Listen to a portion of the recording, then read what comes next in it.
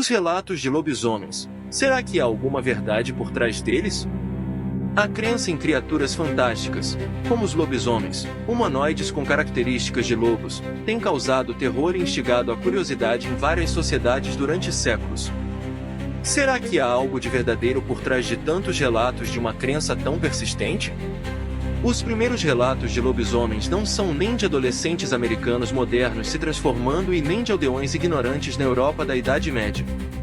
Um dos primeiros relatos associados a essas criaturas está no Épico de Gilgamesh, texto de aproximadamente 2100 anos antes de Cristo, mais antigo que a Bíblia, no qual a deusa Ishtar transforma um pastor em lobo como forma de punição. Esse tipo de narrativa, apesar de ser simbólica, pode ter criado contexto para o desenvolvimento da crença nos lobisomens. Mas sabe como é? Onde há fumaça, pode ter havido fogo. Outros relatos da antiguidade são a descrição da tribo de Neuri do norte do Mar Negro, feita por Heródoto, no século 500 a.C., no qual afirma que essas pessoas praticavam rituais anuais em que se transformavam em lobos. Essa deve ter sido, na verdade, uma interpretação errônea de rituais xamanísticos, nos quais as pessoas se cobriam com peles de lobo. Mas, enfim, por que se cobriam com peles de lobo afinal? E ainda, as metamorfoses, de Ovídio, texto do século I d.C., contam a fábula da transformação do rei Licaão em lobo. Licaão tentou servir carne humana para Zeus, para ver se ele sabia mesmo das coisas. Acabou sendo transformado em lobo como punição, para que se evidenciasse a sua natureza selvagem. Durante a Idade Média Europeia, há alguns relatos famosos, mas desta vez, envolvendo lobisomens mesmo, ou seja, o monstro evoluiu bastante. Começaram a acontecer condenações em tribunais por crimes cometidos por lobisomens. Esses julgamentos estavam no contexto das acusações e medo de bruxas e atividades demoníacas. Alguns casos emblemáticos são os de Peter Stuck na Alemanha do século XVI e o da Fera de Gévaudan na França do século XVIII. Nesse segundo caso, acredita-se que houve ataques de lobos fora da normalidade, mas que ganharam uma dimensão monstruosa por conta de histeria em massa e especulações. Tem até um filme sobre esse caso.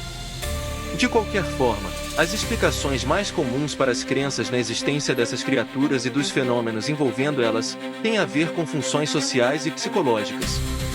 Por exemplo, os monstros incorporam as ansiedades sociais e dão a elas uma forma palpável, como os atos de violência.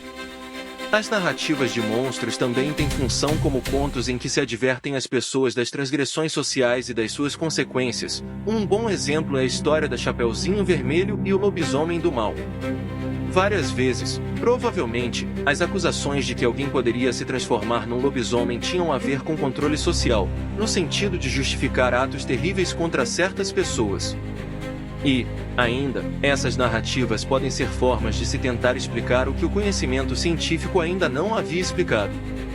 Outros tipos de explicações estão no âmbito da biologia e da psicologia. Por exemplo, as pessoas identificadas como lobisomens poderiam ser aquelas afligidas pelo vírus da raiva, que causa sintomas como agressividade, hipersalivação e estado mental alterado. Os avistamentos poderiam ser explicados por pareidolia, que é o fenômeno de enxergar formas conhecidas em objetos aleatórios. Um exemplo comum é imaginar que está vendo rostos de pessoas nas nuvens. Mas será que conseguimos explicar tudo mesmo de forma tão simples com o nosso conhecimento atual? Para uma crença que, por mais incrível que pareça, até hoje persiste?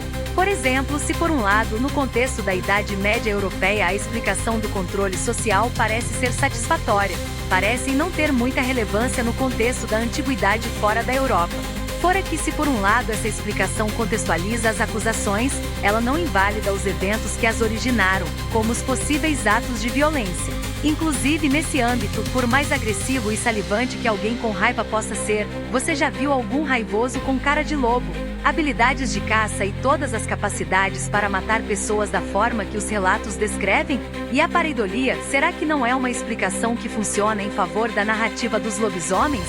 De repente as pessoas viram animais ou criaturas que não conseguiam identificar, mas então poderiam ser as pessoas cobertas com peles de lobo?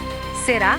Você acha que gente fantasiada de lobo iria atacar outras e as fantasias permaneceriam intactas ou que eles nunca seriam descobertos, ao ponto de originar lendas mitológicas? Esse é o tipo de coisa que requer uma investigação feita de mente aberta. O fenômeno pode não ter nada de sobrenatural, mas pode ser que haja por aí algo brutal e fora das nossas expectativas, de todo modo. Quando ouvir alguém falando que tem um lobisomem na região, por via das dúvidas, é melhor ficar atento.